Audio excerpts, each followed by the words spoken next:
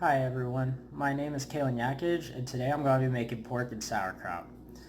My motivation for this project is based off the culture of where it is I'm originally from. I'm originally from the rural area of Pennsylvania.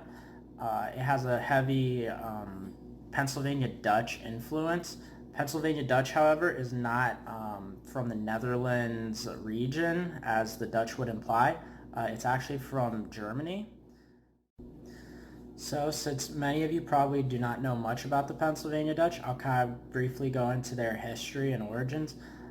Like I said, they're originally from Germany. They came over generally when religious persecution was going on in Europe. Whenever William Penn went ahead and founded Pennsylvania for religious freedom, many people went ahead and came over to be able to freely practice their religion. Some of these religious groups go ahead and include people that you might have heard of, like the Amish and the Mennonites, groups that aren't too popular in the Florida region or don't really inhabit the Florida region. I would have really liked to make a different dish for you called hagma. What I've always grown up as hearing it be called, though, is pig stomach. Sounds a little gross, I know, but it tastes amazing. It's one of my favorites. Unfortunately, there aren't really any pig stomachs in the area to buy. I would have to go ahead and, if I want to make it, special order it at Publix. Okay, so now that we went over some of the brief history of the Pennsylvania Dutch, we'll go ahead and get to the cooking portion of the pork and sauerkraut. So some of the things that you'll go ahead and need is a 3-pound rib and pork roast. Then you will also go ahead and need some oil, some pepper, some salt, flour, sauerkraut, and if you have canned sauerkraut, you're going to need a can opener, a measuring cup, and then finally to cook it in, we need a big pot. Needs to be, according to the directions, 6 quarts or bigger. It's just a big pot. In the recipe it goes ahead and calls it a Dutch oven. Okay, so now after going ahead and washing our hands, we can move on to the first step, which would be to sprinkle the roast with salt, pepper, and flour. So I'm going to go ahead and hold off on the salt for now. Sauerkraut is high in sodium and it tastes pretty salty. So if it goes ahead and needs it at the end whenever I'm eating, I can go ahead and just add a little bit more. So for now, I'm going to go ahead and I'm going to go ahead and pepper the roast.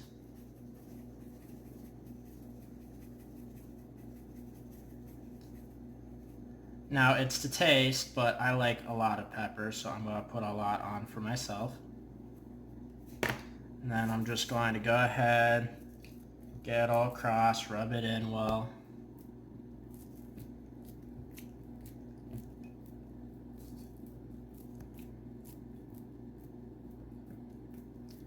And then flip it.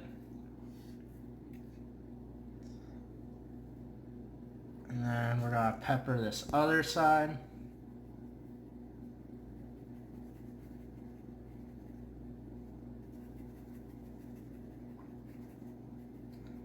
Now this cut of pork is one of the leaner versions. Does still have some fat on it, as you can see.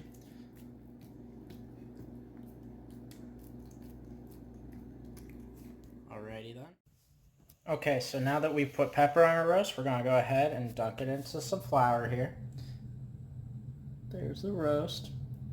And then we're just going to try to get it evenly on both sides. Hope you would forgive my camera work. I didn't want to ask anybody to go ahead and record me, so I'm just doing this all myself. And then go ahead, get it even here.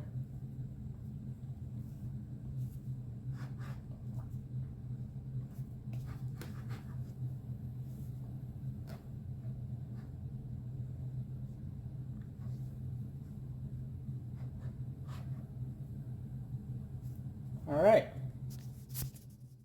Now, the next step's going to be to go ahead and we're going to brown all sides of our roast. So So we'll go ahead, we'll take the roast. We're just gonna go ahead and put it into the pan right here. Okay, so now we're gonna go ahead and put 3 tablespoons of oil into the pan or into the pot.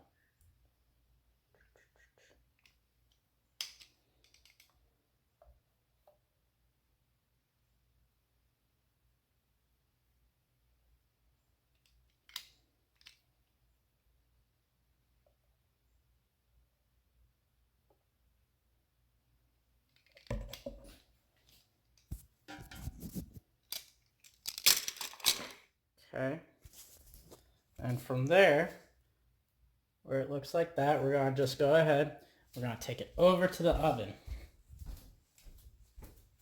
And here, we're gonna go ahead, and to go ahead and brown it, I'm gonna go ahead and put it onto a medium-high heat, like around 6 or 7 on your oven. And then we're gonna go ahead and let it brown some. Okay, so our roast should be successfully browned on one side. So we're going to go ahead, lift it up.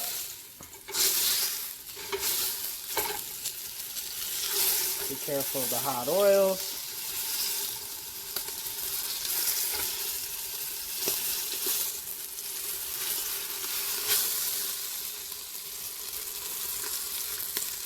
You might want just a slightly less brown to it, depending on your preferences for how crunchy it is.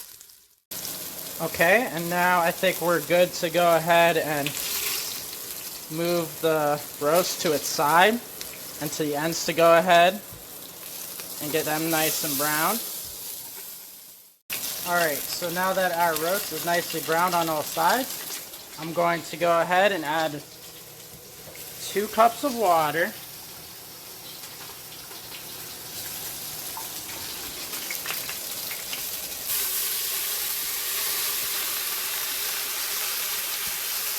Be careful of the smoking.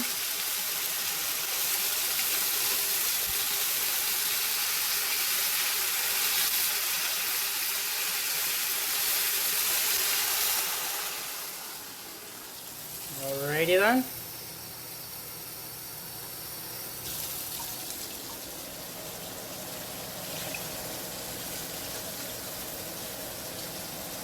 And then we are also going to go ahead and add our 27-ounce can of drained sauerkraut. Go. So now then, after we add the water and the sauerkraut, we're going to go ahead, put a lid right on top here, and then we're going to go ahead and bring it to a boil. As you can see, I brought my temperature down to medium. I'd actually recommend to go ahead and use it at medium for browning on all sides due to that amount of smoke that there was. And then we'll go ahead and wait for it to start boiling. Okay, so now we go ahead and take the lid off. You can see that it's boiling. So what we're going to do is we're going to go ahead, put the lid back on, then we're going to reduce the heat to medium. We will then be going ahead and waiting until the meat is fully cooked, which is about 2.5 hours. So while this pork and sauerkraut continues cooking, I will go ahead and talk some more about the different ingredients that went ahead and went into it and everything. So pork and sauerkraut is a very traditional German dish. It's typically eaten on New Year's. The reason for this is because sauerkraut was always seen as bringing blessings and wealth for the next year, and pigs were a symbol of good luck and well-being. I always grew up eating pork and sauerkraut on New Year's. My mom always went ahead and made it for us, but I never really knew why that was. Talking about sauerkraut specifically, sauerkraut in German actually means sour cabbage. It's pickled in brine like pickles. However, instead of going ahead using cucumbers to make pickles, you go ahead, you shred up the cabbage, and then it goes ahead and makes sauerkraut. There are huge health benefits to sauerkraut. There are multiple supermodels that go ahead and vouch for its positive properties. While the sauerkraut is a German word, it was not, however, invented there. It was actually gone ahead and grown in China during the while the Great Wall of China was being built. It was used as a food source during non-growing seasons. And so, whenever Genghis Khan went ahead and did his conquest throughout Asia and Europe and things like that, he went ahead and actually brought uh, sauerkraut to Germany. It's very useful to be grown in Germany because cabbage only takes 3 months to grow, so it's a short span. And Germany does not have a long growing season due to its climate. Even though the Pennsylvania Dutch came from Germany, and of course it's a German food, and they came to America, I'm still gonna go ahead and compare Germany with the United States because our food and crops and things like that are different in the United States. I say that because the United States, foods that we grow and usually what we go ahead and eat, they're based off our cultures that we go ahead and come from. The United States is a melting pot. There's people from all kinds of different countries that go ahead and come to the United States, and oftentimes they go ahead and eat their food from where they came from, and these kinds of foods tend to last through multiple generations. They kind of is used in the culture even decades after immigrants moved there, like the Pennsylvania Dutch. Other examples of this are immigrants coming from South America. South American foods are very popular in the South, where a lot of these immigrants go ahead and live still. Um, we go ahead and see all kinds of different kinds of cultures and foods going into like the New York City area because of all the people that immigrated through Staten Island. And that's where you go ahead and you see like your cultures like Chinatown or Little Italy, places like that. A nice reason why we're able to go ahead and have all these different kinds of foods grown and consumed, whereas other countries might struggle a little bit. Well, thankfully, we're far enough to the point that we have the improvements of technology. But aside from just technology, there's also our climate. The United States ranges through different hot summers and cooler winters depending on where it is that you live. And so depending on where it is that you live, there's a lot of different foods overall for the United States that can go ahead and be grown and sold and consumed. While these foods did go ahead and come from that China, Asia area, it's actually North America that goes ahead and dominates the most in the market as far as production of sauerkraut. And then that's then followed by Western Europe, which knowing the Germans' love for sauerkraut is not very surprising. So now on to pork. Pork is the favorite meat of Germany. However, while it is the meat that is eaten most often in Germany, consumption of it is actually slightly lowering due to pro-healthy eating, people going ahead and making a push to eat more vegetables and stuff like that, things that we also go ahead and see in the United States. The EU is the second largest producer of pork in the world, followed by the United States. So they're both very big pork producing industries. The next thing that comes up is potatoes. I will go ahead and be pairing the meal with mashed potatoes. However, the original maybe pork and sauerkraut did not initially come with any mashed potatoes or potatoes, and I'll go ahead and explain why. Potatoes are paired with almost every German dish now.